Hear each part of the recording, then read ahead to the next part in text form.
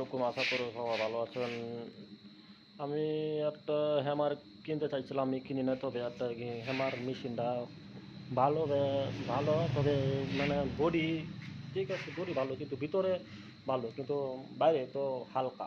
দেখেন এই যে হ্যামার মেশিনটা অনলাইনে কিনছে, অনলাইনে দেখেন দেখেন এই যে কত মানে ফাটে গেছে, দেখে ফাটে গেছে,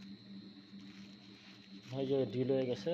আর এই যে নাট নাই, আর এইগুলা ফাটে গেছে না, অনেকে আছে। এখন আমি ভাবছিলাম কিনবো কি না, আপনারা কমেন্ট করে তাকান, জানান আমাকে।